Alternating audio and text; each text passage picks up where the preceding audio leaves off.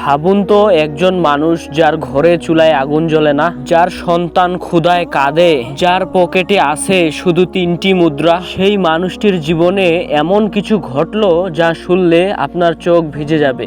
এমন কিছু যা প্রমাণ করে দেয় আল্লাহর নাম মুখে থাকলে দুনিয়ার কোনো ষড়যন্ত্র আপনাকে ধ্বংস করতে পারে না। এই গল্পটি একজন কাঠুরিয়ার, যার নাম আব্দুল্লাহ। আব্দুল্লাহ জঙ্গল থেকে কাঠ কেটে জীবিকা নির্বাহ করত। তার পরিবারে ছিল স্ত্রী রাবেয়া আর একটি ছোট্ট মেয়ে। দারিদ্রতা ছিল তাদের নিত্যদিনের সঙ্গী। এমন দিনও আসতো যখন ঘরে রান্না হতো না, এক গ্লাস পানি আর কয়েকটি শুকনো খেজুর, এতটুকুই ছিল সারাদিনের খাবার। তবু আব্দুল্লাহর ঠোঁটে আল্লাহকে নিয়ে কোনো অভিযোগ ছিল না। তার একটি অভ্যাস ছিল যা তাকে অন্য সবার থেকে আলাদা করে দিয়েছিল। জীবনে প্রতিটি কাজ শুরু করার আগে সে উচ্চারণ করত বিসমিল্লাহির রহমানির রহিম।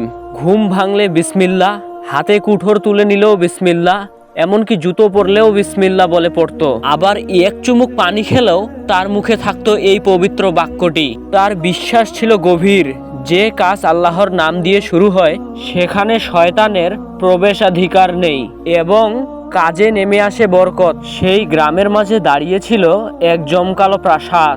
সেই প্রাসাদের মালিক ছিল মালিক ইবনে দিনার। তিনি ছিলেন পুরো অঞ্চলের সবচেয়ে সম্পদশালী ব্যবসায়ী। তার আস্থা বলে সারি সারি বাঁধা উট, গুদামে স্তূপ করা গম আর লোহার সিন্ধুকে জমানো আছে স্বর্ণ মুদ্রা। কিন্তু এত কিছু থাকার পরেও মালিকের মনে বাস করত এক মরণ ব্যাধি, অহংকার আর কৃপণতা। সে বিশ্বাস করত তার প্রতিটি মুদ্রা তার নিজের মেধা ও কষ্টের ফল। আল্লাহর নামের উপর তার আস্থা ছিল নগণ্য। মালিক প্রায় আব্দুল্লাহকে নিয়ে ঠাট্টা করত। একদিন বাজারে আব্দুল্লাহ কয়েক টুকরো কাঠ বিক্রি করে সামান্য কিছু দিরহাম পেল। সে বিসমিল্লাহ বলে সেই মুদ্রা পকেটে রাখলো। পাশে দাঁড়িয়ে থাকা মালিক যা দেখে জোরে হেসে উঠল, বলল, হে কাঠুরিয়া, সকাল থেকে সন্ধ্যা পর্যন্ত শুধু বিসমিল্লাহ আর বিসমিল্লাহ, কই তোমার তো ভাগ্য বদলালো না? আমি কোনোদিনও এসব কিছু বলি না, তবু দেখো দিন দিন আমার ধন সম্পদ বেড়েই চলেছে। আর তোমার এই বিসমিল্লাহ তোমাকে কি দিল? শুধু খালি পেট আর ছেঁড়া কাপড়।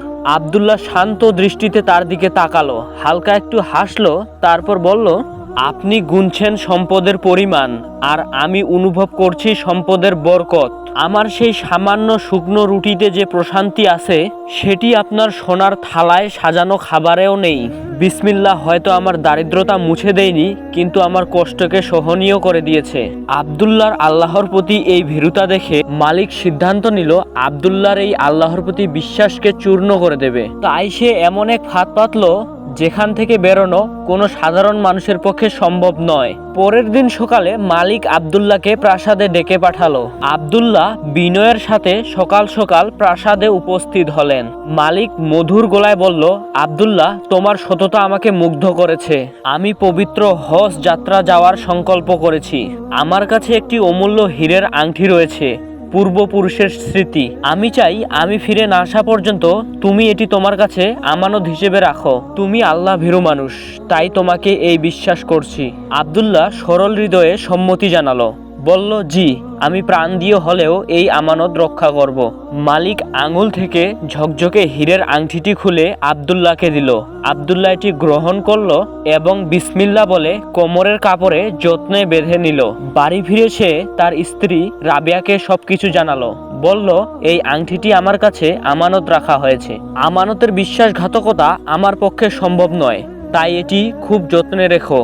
তারা দুজনে মিলে আংটিটি ছোট একটি কাঠের বাক্সে রাখলো, তালা লাগালো, তারপর ঘরের মেঝে খুঁড়ে বাক্সটি পুঁতে রাখলো। আব্দুল্লাহ বলল, এটি আমাদের জন্য পরীক্ষা, অত্যন্ত সতর্ক থেকো। কিন্তু মালিকের উদ্দেশ্য ছিল সম্পূর্ণ ভিন্ন। সে হজে যাবার নাটক করলো, কিন্তু সে হজে না গিয়ে আসলে গ্রামেই লুকিয়ে রইল। সে তার এক বিশ্বস্ত চোরকে ভাড়া করলো এবং নির্দেশ দিল, আজ রাতে কাঠুরিয়ার ঘরে ঢুকবে, অন্য কিছু স্পর্শ করবে না, শুধু ঘরের মেঝেতে পুঁতে রাখা কাঠের বাক্সটি তুলে আমাকে এনে দিবে। রাত নামলো। আব্দুল্লাহ ও তার পরিবার গভীর ঘুমে। চোর অনায়াসে ঘরে ঢুকলো এবং মাটি খুঁড়ে বাক্সটি বের করে নিয়ে চলে গেল মালিকের কাছে। মালিক বাক্সটি খুলে হীরের আংটিটি হাতে নিয়ে এক বিক্ষিপ্ত হাসি দিয়ে বলল, এবার দেখব তোমার আল্লাহ তোমাকে কিভাবে উদ্ধার করে। সে আংটিটি নিয়ে গেল গ্রামের একদম শেষ প্রান্তে, যেখানে ছিল একটি পরিত্যক্ত কুয়ো। সে আংটিটি সেই কুয়োর মধ্যে ফেলে দিল। তারপরে চোরকে বলল, খালি বাক্সটি যেমন ছিল ঠিক তেমন ভাবে কাঠুরিয়ার ঘরে রেখে আয়, যেন সে কিছুই না বুঝতে পারে। চোর হুকুম মতো কাজ করলো। আব্দুল্লাহ ভরে উঠে কিছুই টের পেল না।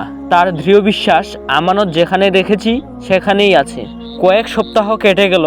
মালিক গ্রামে ফিরে আসার ঘোষণা দিল, যদিও সে কোথাও যায়নি। সে আব্দুল্লাহকে ডেকে পাঠালো, বলল, আমি ফিরে এসেছি, আমার আমানত আমাকে ফিরিয়ে দাও। আব্দুল্লাহ বলল, নিশ্চয়ই, এক্ষুনি নিয়ে আসতেছি। আব্দুল্লাহ বাড়িতে গেল এবং মাটি খুঁড়ে বাক্সটি বের করলো। বাক্স হাতে নিয়ে সে রওনা দিল মালিকের প্রাসাদের দিকে। মালিকের প্রাসাদ তখন লোকে লোকারণ্য। গ্রামের প্রবীণরা, বয়স্ক লোকরা সবাই তা দেখার জন্য উপস্থিত হয়েছে। আব্দুল্লাহ সকলের সামনে বাক্সটি রাখলো। মালিক বলল, খুলো, আমার আংটিটা দাও।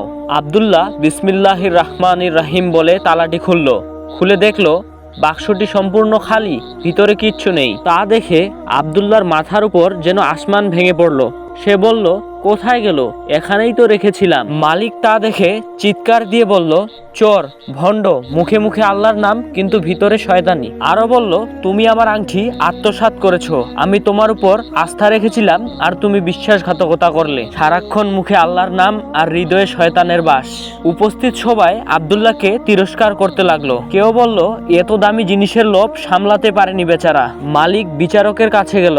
কাজী সাহেব রায় দিলেন, আগামীকাল সূর্যাস্তের মধ্যে আব্দুল্লাহ যদি আংটি না ফিরিয়ে দিতে পারে তাহলে চুরির শাস্তি হিসাবে তার দুটি হাত কেটে দেওয়া হবে এবং সারা জীবনের জন্য গ্রাম ছাড়া করা হবে। আব্দুল্লাহ কাঁদতে কাঁদতে বাড়ি ফিরল।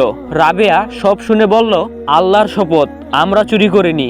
এটা নিশ্চয়ই কোনো বিশাল পরীক্ষা। তুমি ভেঙে পড়ো না, আল্লাহর কাছে সাহায্য চাও।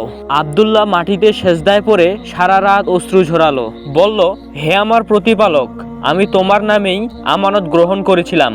আমি জানি না এটি কোথায় হারালো, কিন্তু তুমি তো সবকিছু জানো। তুমি আমাকে চোরের কলঙ্ক নিয়ে মরতে দিও না। আমার সম্মান তুমি রক্ষা করো।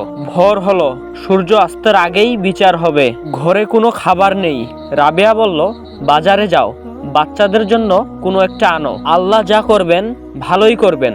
আব্দুল্লাহর পকেটে ছিল মাত্র 3টি দিরহাম, তার শেষ সম্বল। আব্দুল্লাহ গেল নদীর ঘাটে। গ্রামের পাশ দিয়ে বয়ে যাওয়া ছোট্ট পাহাড়ি ঝর্ণাটি খরার মধ্যেও সামান্য পানি ধরে রেখেছিল। সেখানে এক জেলের হাতে দেখা গেল একটি বড় মাছ। জেলে বলল, কেউ এটা কিনছে না, সবাই বলছে দাম বেশি, তুমি নেবে? আব্দুল্লাহর মনে হলো এটাই তার শেষ আহার। সে বিসমিল্লাহ বলে তার 3টি দিরহাম দিয়ে মাছটি কিনে নিল। বাড়ি ফিরে তার স্ত্রী রাবেয়াকে বলল, এই মাছটি রান্নার জন্য প্রস্তুত করো, আমি আসরের নামাজ সেরে আসি। নামাজের পর আমাকে বিচারের সামনে দাঁড়াতে হবে। রাবেয়া চোখ মুছতে মুছতে মাছ কাটতে বসলো এবং বিসমিল্লাহ বলে ছুরি চালালো মাছের পেটে। এরপরই রাবেয়া অবাক হয়ে গেল। সে চমকে পিছনে সরে গেল। সে দেখলো মালিকের সেই আংটি মাছের পেটে। তা দেখে সে বিশ্বাস করতে পারছিল না। সে চিৎকার করে আব্দুল্লাহকে ডাকতে দৌড়ে গেল, কিন্তু আব্দুল্লাহ নামাজে দাঁড়িয়ে আছে। এখন প্রশ্ন আসে, আংটিটি মাছের পেটে গেল কিভাবে? যেদিন মালিক সেই পরিত্যক্ত কুয়ায় আংটিটি ফেলেছিল, সেই কুয়াটি মাটির নিচে একটি গোপন পানির ধারার সঙ্গে যুক্ত ছিল, আর সেই ধারা গিয়ে মিশেছিল পাহাড়ি নদীতে। সেই চকচকে আংটিটি পানির স্রোতে ভেসে নদীতে চলে যায়, আর সেই বড় মাছটি ঝিলমিলে জিনিস দেখে খাবার ভেবে গিলে ফেলেছিল। আল্লাহ তাআলা আব্দুল্লাহর রিজিক এবং সম্মান সেই মাছের পেটেই নির্ধারণ করে রেখেছিলেন। রাবেয়া আংটি হাতে নিয়ে ছুটে গেল আব্দুল্লাহর কাছে এবং আব্দুল্লাহর হাতে আংটিটি তুলে দিয়ে বলল, দেখো, আল্লাহ তোমার বিসমিল্লাহর মর্যাদা রেখেছেন। মাছের পেটে আংটি পাওয়া গেছে। আব্দুল্লাহ আংটি হাতে তুলে নিয়ে উচ্চস্বরে বলে উঠল, সুবহানাল্লাহ, আলহামদুলিল্লাহ। সূর্য তখন পশ্চিম আকাশে ঢলে পড়ছে। গ্রামের সকল মানুষ বিচার চত্বরে উপস্থিত হয়েছে। অপরদিকে মালিক ইবনে দিনার এক কোণে বসে তৃপ্তির হাসি হাসছে। সে নিশ্চিত আজ আব্দুল্লাহর পতন হবে আর তার অহংকার জয়ী হবে। জল্লাদ তলোয়ারে শান দিচ্ছেন। কাজী সাহেব জিজ্ঞেস করলো, আব্দুল্লাহ, সময় ফুরিয়ে যাচ্ছে, তুমি কি আংটি এনেছো নাকি শাস্তি গ্রহণ করবে? আব্দুল্লাহ তার পকেট থেকে সেই হীরের আংটিটি বের করে উঁচিয়ে ধরলো। বিকেলের শেষ রোদে হীরেটি আগুনের শিখার মতো জ্বলে উঠল, আর যা দেখে সবাই অবাক হলো। আর মহান আল্লাহ তাআলা এভাবেই আব্দুল্লাহকে আল্লাহর ভীরুতা এবং বিসমিল্লাহর বদলতে সব বিপদ থেকে রক্ষা করলেন। ভিডিওটি ভালো লাগলে চ্যানেলটি সাবস্ক্রাইব করে পাশে থাকার জন্য আমন্ত্রণ জানাচ্ছি।